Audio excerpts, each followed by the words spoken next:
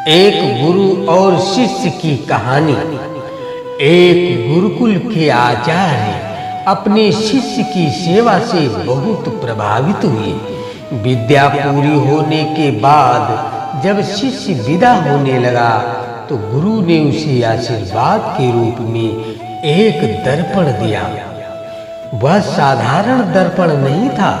उस दिव्य दर्पण में किसी भी व्यक्ति के मन के भाव को दर्शाने की क्षमता थी। शिष्य गुरु के इस आशीर्वाद से बड़ा प्रसन्न था।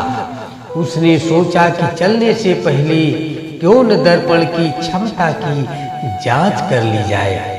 परीक्षा लेने की जल्दबाजी में उसने दर्पण का मुंह सबसे पहले गुरुजी के सामने कर दिया।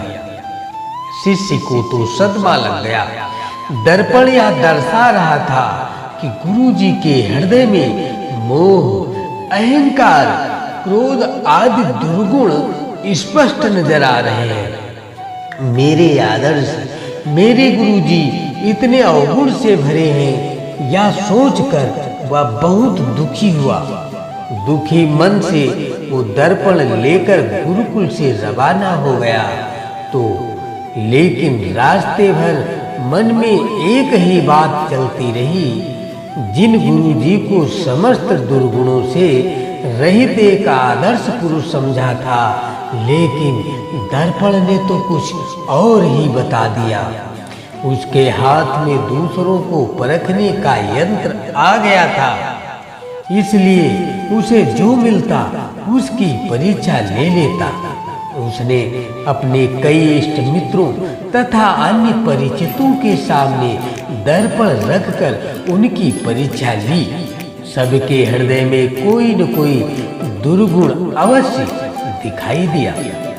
जो भी अनुभव रहा सब दुखी करने वाला। वह सोचता जा रहा था कि संसार में सब इतने बुरे क्यों हो गए हैं। सब दोहरी मानसिकता वाले लोग हैं। जो देखते हैं दरअसल वे है नहीं। इन्हीं निराशा से भरे विचारों में डूबा दुखी मन से वह किसी तरह घर तक पहुंच गया। उसे अपने माता पिता का ध्यान आया। उसके पिता की तो समाज में बड़ी प्रतिष्ठा है। उसकी माता को तो लोग साक्षात देवी तुल्य ही कहते हैं। इनकी परीक्षा की जाए। उसने उस दर्पण से माता पिता की भी परीक्षा कर ली। उनके हृदय में भी कोई न कोई दुर्गुण देखा। ये भी दुर्गुणों से पूरी तरह मुक्त नहीं है। संसार सारा मिथ्या भर चल रहा है। अब उस शिष्य के मन की बेचैनी सहन के बाहर हो चुकी थी। उसने दर्पण उठाया और चल दिया गुरुकुल की ओर। शीघ्रता से पहुंचा और सीधा जाकर अपने गुरुजी के सामने खड़ा हो गया। गुरुजी उसके मन की बेचैनी देखकर सारी बात का अंदाजा लगा चुके थे।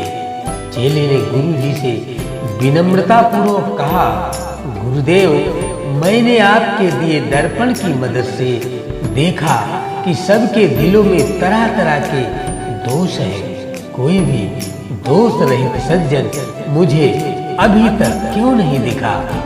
क्षमा के साथ कहता हूँ गुरुजी कि स्वयं आप में और अपने माता पिता में भी मैंने दोषों का भंडार देखा। इससे मेरा मन बड़ा व्याकुल है। तब गुरुजी हंसे और उन्होंने दर्पण का रुख शिष्य की ओर कर दिया। शिष्य दंग रह गया। उसके मन के प्रत्येक कोने में राग, द्वेष, अहंकार, क्रोध जैसे दुर्गुण भरे पड़े थे। ऐसा कोई होना ही न था जो निर्मल हो। गुरुजी बोले, बेटा, यह दर्पण मैंने तुम्हें अपने दुर्गुण देखकर जीवन में सुधार लाने के लिए दिया था, न कि दूसरों के दुर्गुण खोजने के लिए। जितना समय तुमने दूसरों के दुर्गुण देखने में लगाया है, उतना समय यदि तुमने स्वयं को सुधारने में लगाया होता तो अब तक तुम्हारा व्यक्तित्व